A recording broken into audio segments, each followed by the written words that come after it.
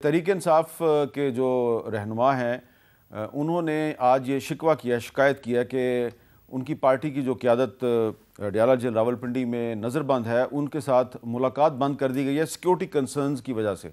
इस सिलसिले में बैरिस्टर गौहर अली खान साहब ने क्या कहा, ज़रा सुने। दहशतगर्दी एक सीरियस इशू है और हम नहीं चाहते कि मुल्क में किसी इस किस्म की दहशतगर्दी और किसी चीज़ को लाइट लिया जाए, लेकिन जहाँ तक खान साहब की मुलाकात की बात है तो उसको आइसोलेट करके किया जा सकता है। Khan Sahab should not be in the jail in the first place, लेकिन अगर है तो हमने कहा आप जो भी स्टेप लेते पहले हमें इत्मीनान में लेते। मुज़ाकिरात पे हम बिलीव करते और मुज़ाकिरात के दरवाजे हमने बंद नहीं किए, लेकिन इनके साथ किस बात पे मुज़ाकिरात करें। पार्लियामान में बात करते हैं, मौका नहीं मिलता, रिक्वेस्ट करते हैं, फिर स्पीकर टाइम देता है और जब बात करते हैं तो उसको म्यूट किया जाता है।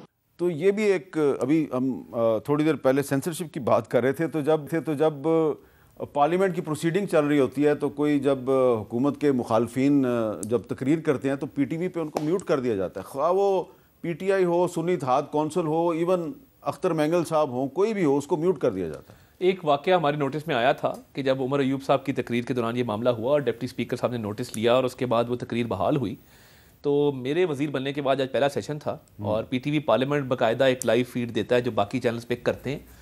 तो मैं तो अभी पार्लियामेंट जाऊंगा अभी और इस मामले को देखेंगे। तो किसी भी असेंबली के मेंबर की स्पीच को सेंसर नहीं होना चाहिए।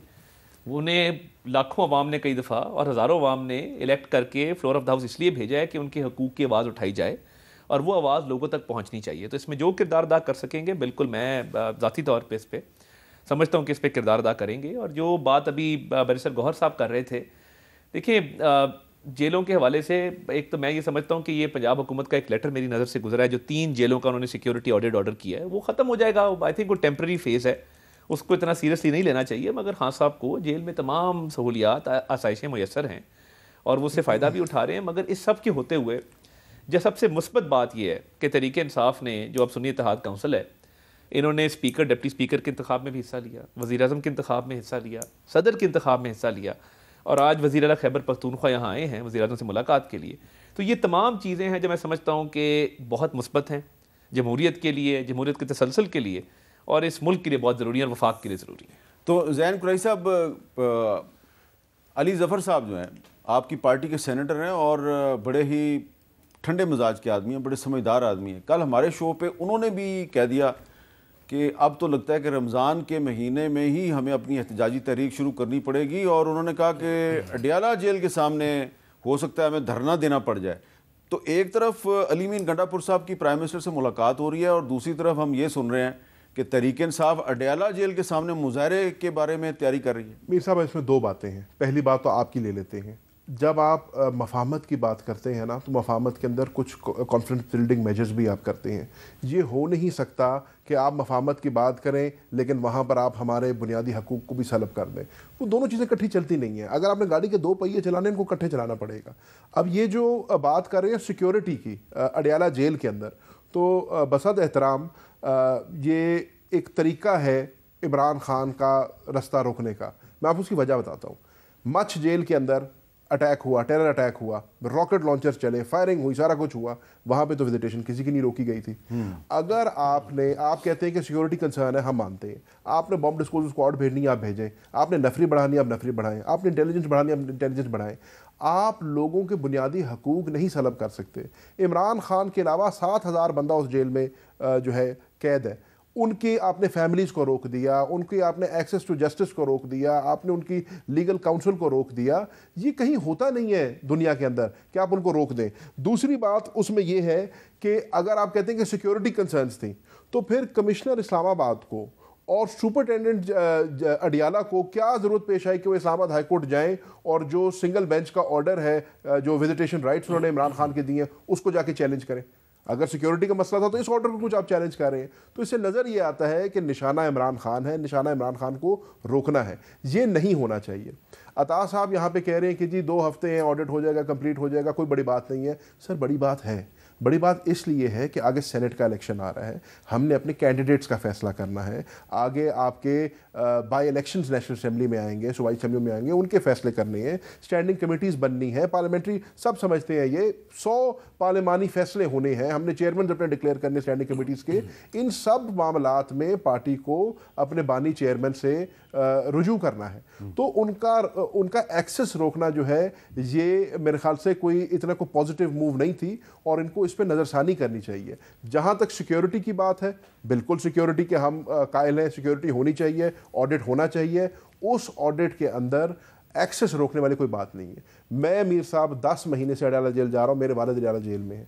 मैं आपको यकीन से बता सकता हूँ जिस बारीक बीनी के साथ हमारी जो है ना तलाशी होती है, तो माचिस की तीली हम नहीं लेके जा सकते अंदर।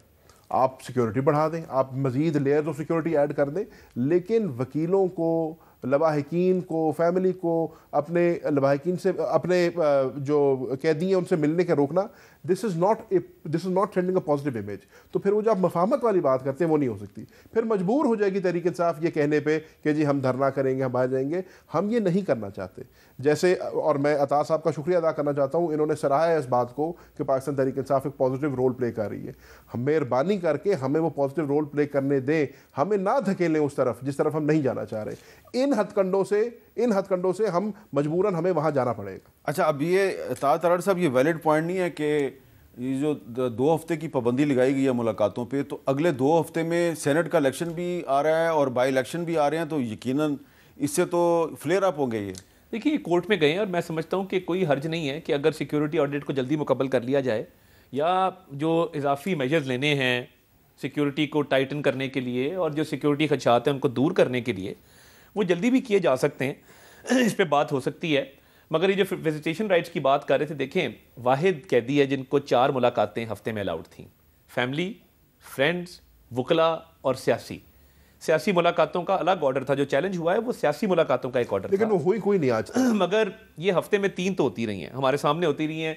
रोज़ अडयाला जेल के बाहर माइक लगे होते हैं, DSNGs पहुंची होती है। असद तूर की तो हफ्ते में एक भी नहीं हुई। नहीं सर, लेकिन इसमें भी आज उसके वकील गए, उनको भी नहीं मुलाकात करने दी। इसमें सिर्फ इतना ऐड करूंगा कि एक इंसान जिसके ऊपर 200 से ज्यादा केस हो, उसके तो वकील ही सारा टाइम ले जाते हैं। आप ये देखें ना, 185 से ज्यादा केस है इमरान खान के ऊपर, तो उनके हफ्ते में 2 दिन, क्या हफ्ते के 7 दिन कम पड़ते हैं। केसेस तो 2-4 के अलावा लाइव केसेस तो नहीं है ना, बाकी तो गवर्नमेंट। चले, ये तो पॉजिटिव चीज़ है कि अली मीन गंडापुर साहब ने और एहसन इकबाल साहब ने एक जॉइंट अपीयरेंस की है मीडिया के सामने, तो ये एक अच्छी चीज़ नहीं है आपके ख्याल में?